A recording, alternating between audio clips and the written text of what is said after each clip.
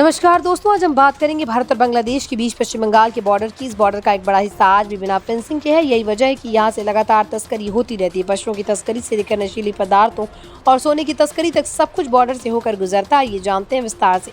भारत और बांग्लादेश की सीमा लगभग 4096 किलोमीटर लंबी है। इसमें से पश्चिम बंगाल का हिस्सा करीब 2217 किलोमीटर का है। लेकिन बड़ी चिंता की बात यह है कि पश्चिम बंगाल और बांग्लादेश के बीच अब 569 किलोमीटर एरिया में फेंसिंग नहीं हो पाई।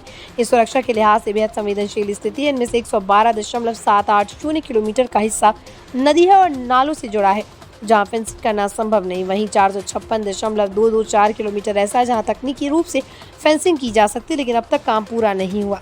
यह अधूरी फेंसिंग बॉर्डर की सुरक्षा को कमजोर करती है। यही खुले बॉर्डर के हिस्से तस्करी करने वालों के लिए सबसे आसान रास्ता बन जाता है।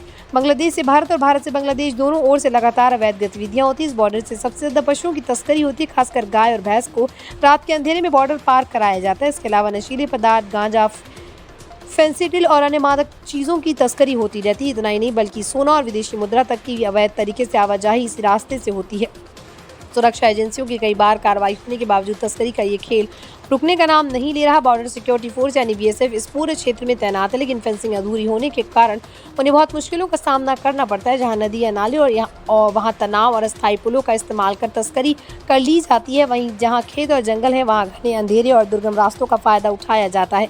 कई बार तस्करों और सुरक्षा बलों के बीच मुठभेड़ भी हो जाती है। बीएसएफ को लगातार गश्त करनी पड़ती है, लेकिन इतनी लंबी सीमा और कम संसाधनों के कारण ये काम बेहद कठिन हो जाता है। इस बॉर्डर से जुड़ी तस्करी का असर सिर्फ सुरक्षा पर ही नहीं बल्कि स्थानीय लोगों की जिंदगी पर भी पड़ता है।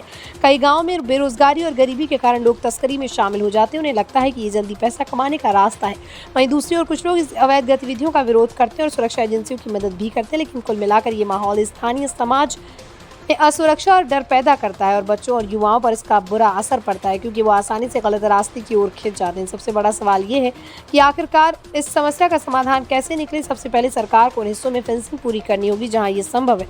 इसके लिए आधुनिक तकनीक जैसे लेजर वॉल और इलेक्ट्रॉनिक सर्विलांस का इस्तेमाल किया जा सकता है। नदियों और नालों वाले सुरक्षित क्षेत्रों में हाईटेक कैमरों और पेट्रोलिंग को बढ़ाना होगा। इसके अलावा स्थानीय लोगों को तस्करी से दूर रखने के लिए रोजगार और शिक्षा के अवसर बढ़ाने होंगे। जब तक सीमा पूरी तरह सुरक्षित नहीं होगी तब तक तस्करी और अवैध गतिविधियों को रोकना मुश्किल है।